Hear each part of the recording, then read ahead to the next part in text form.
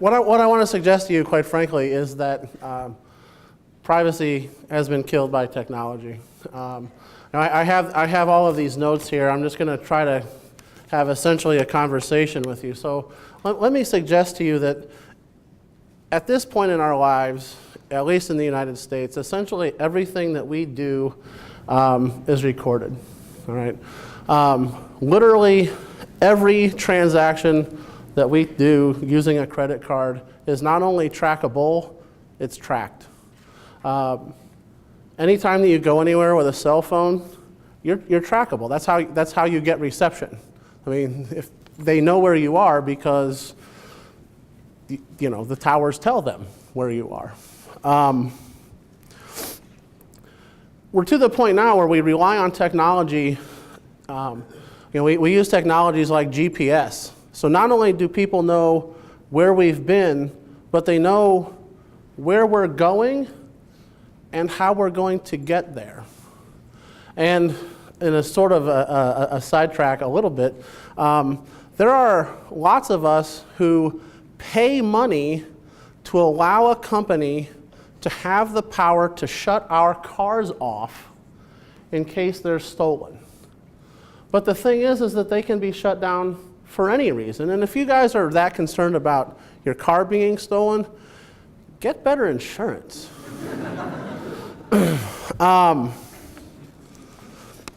Because of the amount of data that we produce, it should be no surprise to you, perhaps, that the National Security Agency in September of this year will be opening a $2 billion building in Utah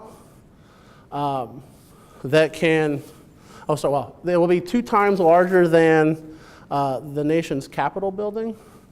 And it's designed to allow for not only the collection, but also analysis of almost literally everything that is done.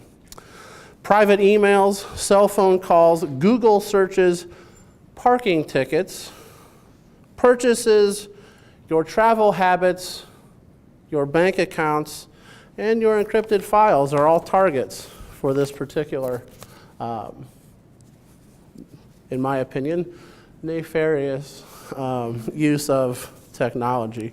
But in a more personal way, we all have Facebook accounts, or at least many of us have Facebook accounts.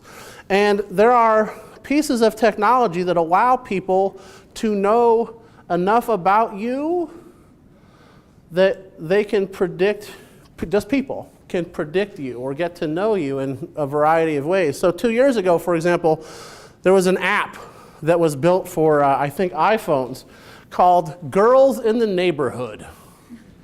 So if girls were kind enough to register their location at a bar, for example, close to where you live, through Facebook, not only would it tell you that they were at the bar, but you could access their Facebook accounts. So, ladies, that next time that you, are approached by a perfect stranger who just fits with you so nicely, shares all your interests, does he?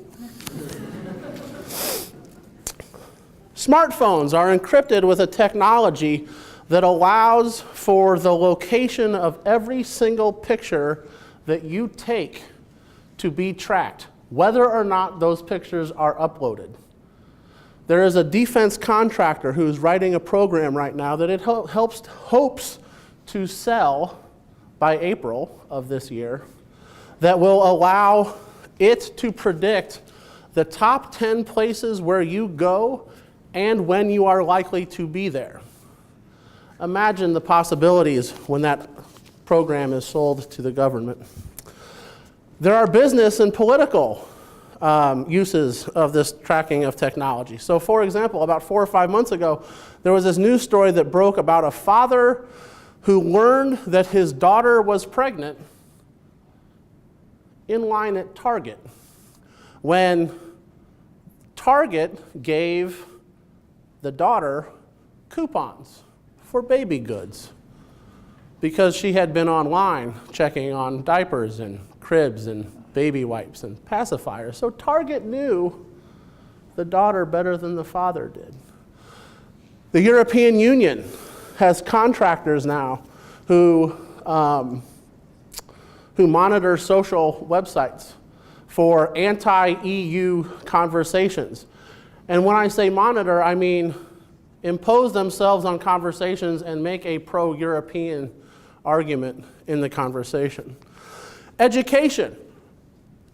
Most of you are students in this room or perhaps professors.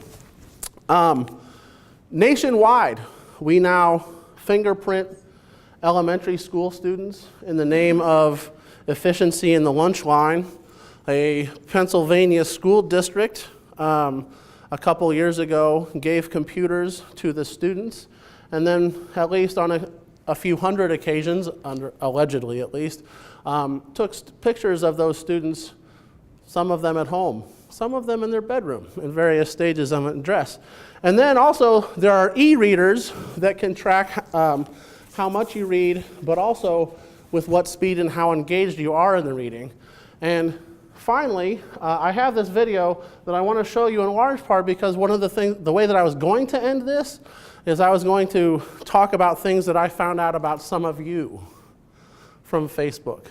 So I don't want to talk too much about that. I'm going to show you this video, but I would like to thank some of you for inviting me to your 22nd birthday party. And I really liked some spring break pictures. Without further ado, this video.